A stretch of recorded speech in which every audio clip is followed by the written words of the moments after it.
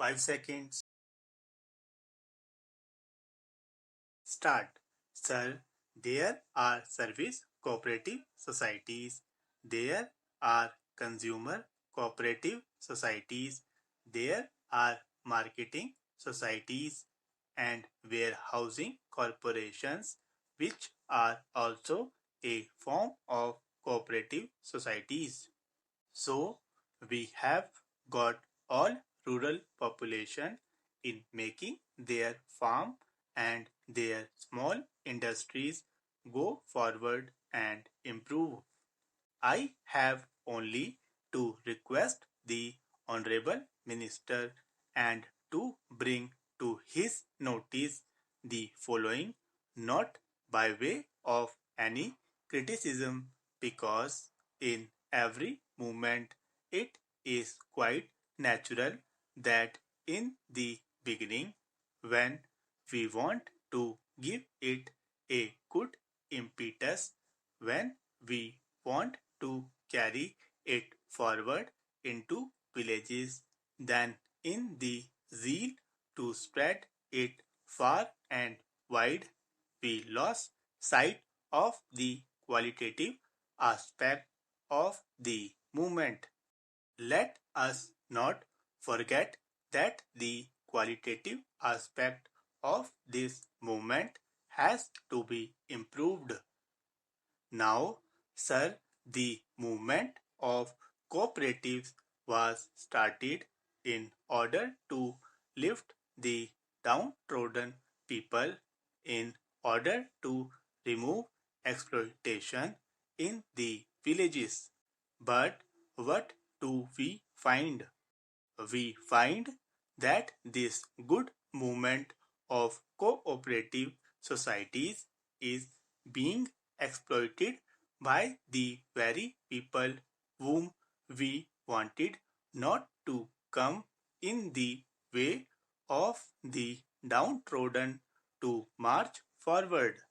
Whenever a cooperative society is started in any village, we find those very people who have some stake, who are somebody who have their farming flourishing, joining the movement. They take charge of these cooperative societies and take advantage out of them.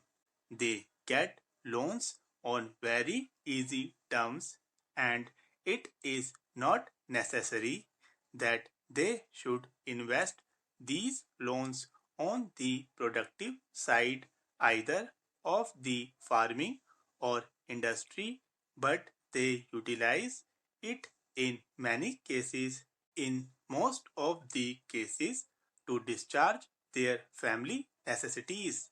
Supposing they require money for their daughter's marriage, they will use the money they have borrowed from the cooperative society for that purpose.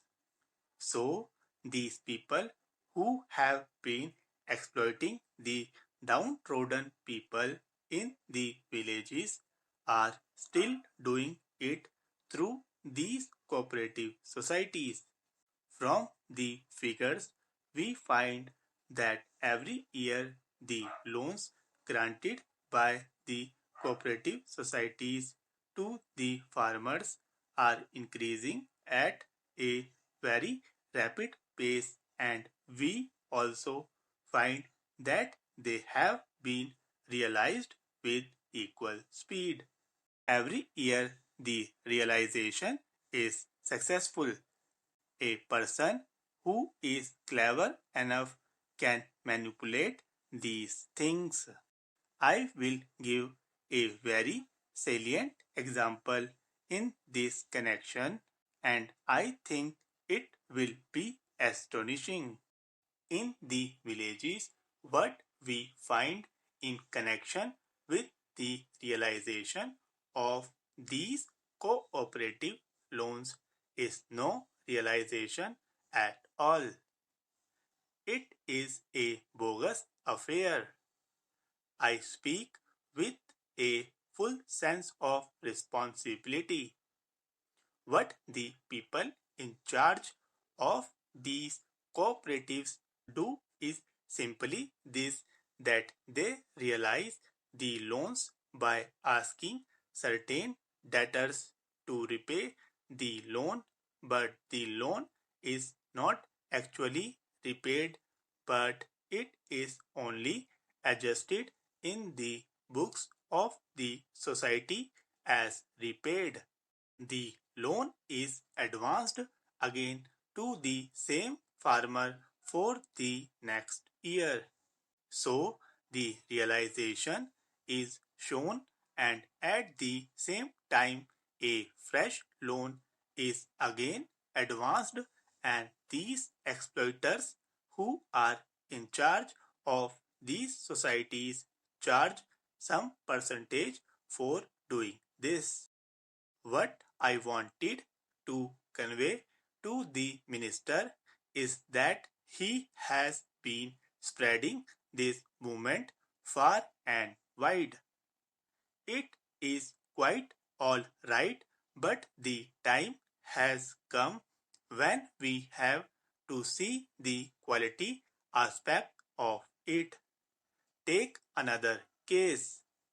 Wherever these societies have to serve the downtrodden people, we find that these have not spread so fast as they have done in the case of others.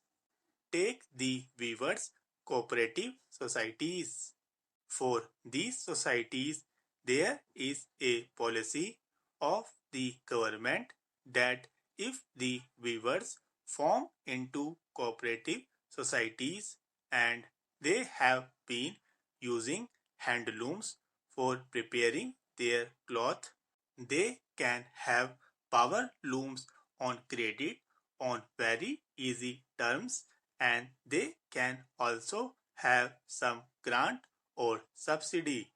This is a very easy method of converting all the handlooms of the weavers into power looms, but what we find is that the movement is not spreading so rapidly because it has been clearly laid down that the power looms will only be given to genuine cooperative societies of the actual weavers and to displace the handlooms that have been working in the past.